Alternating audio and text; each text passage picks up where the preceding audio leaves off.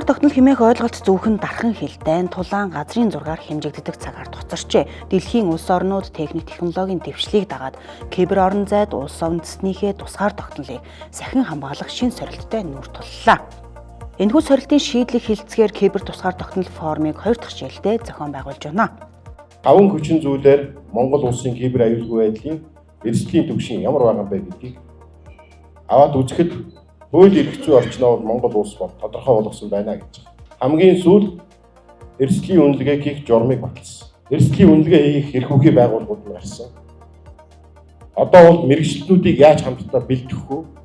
Олон улсын байгууллагын шугамар яаж богино хугацаанд гадагшаа дотгошоо туршлага солилцох вэ? Ийм асуудал байна.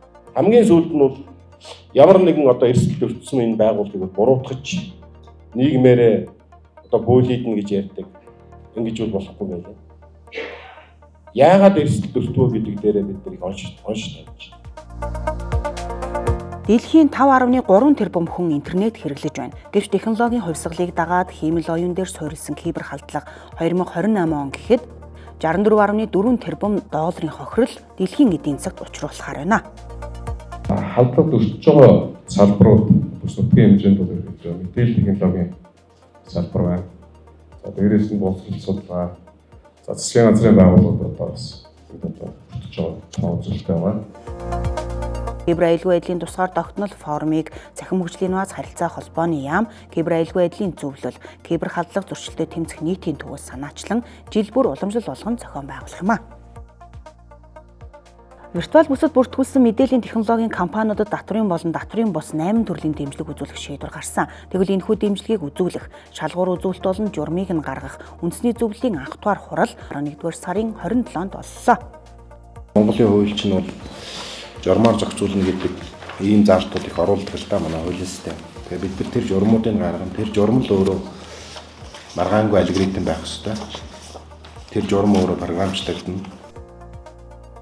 Хурдлаар мэдээллийн технологийн үйлдвэрлэл дэвшлэлт технологиг хөгжүүлэх стратеги төлөвлөгөө боловсруулах, ажлын хэсэг, виртуал бүсийн ажиллах журам, түүнд бүртгүүлсэн хуулийн этгээдэд татврын болон татврын бус дэмжлэг үзүүлэх тухай журмын төслийг боловсруулах ажлын хэсгийн бүрэлдэхүүнийг баталлаа.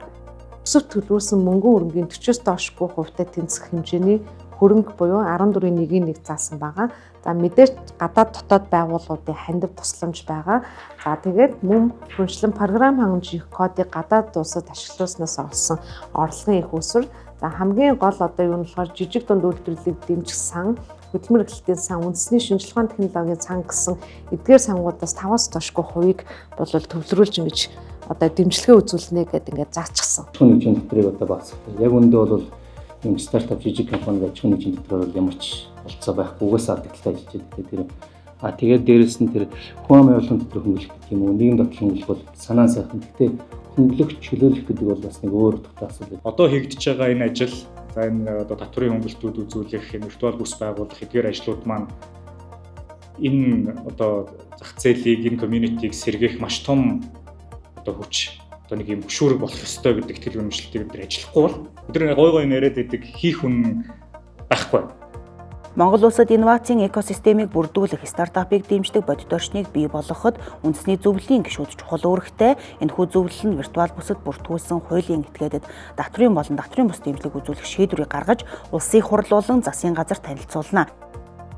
Төрийн жинхэнэ албаны шалгалт өгч тэнцсэн нөөцөд бүртгэгдсэн тухай лавлгаа, төрийн албан хаагчийн цалингийн тухай тодорхойлолт, төрийн албанд ажиллаж буй албан хаагчийн тодорхойлолтын үйлчилгээ ийм Монголиад нэмэгдлээ. Эдгээр нь хамгийн эрэлттэй лавлгаа тодорхойлолт учраас эхний ээлжинд дээрх мэдээллийг оруулжээ. Цахим хөгжлийн нууц харилцаа холбооны яамтай хамтраад шагналын систем гаргасан. За энэ болохоор яа гэхээр манай нэг одоо энэ олон салбарууд маань тус бүртээ шагналууд олгодог тийм одоо сайдын ч юм уу харилцааны дараагийн шагналуудыг гаргангуудаа нэгдсэн бүртгэл байдаггүй. Тэгээ бүртгэл байх хугацаа давхар дуулан олгодог тийм хинд ямар шагнал өгсөн хугацаа өгнөд маань алдаатай байдаг. Тиймэрхүү мэдээлэлүүд байдаг. Энэ дээр бас нөгөө хүний нөөцийг бүртгэдэг шагналын системтэй уяад явчих юм бол төрийн албан хаагч нөгөө гавьяа шагнал гэдэг нэг үзүүлэлт байдаг шүү дээ.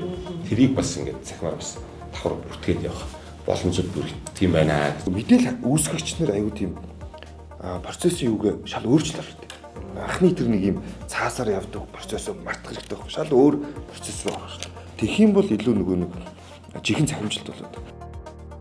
Цаашид төрийн албан хаагчдад зориулсан үйлчлэгийг нэмэх хүний нөөцийн удирдлага модулыг төрийн албан хаагч модультай холбох нөхцөл бүрдэж байна. Мөн төрийн албан хаагчдад зориулсан тусгайлсан цонх нээх юм а.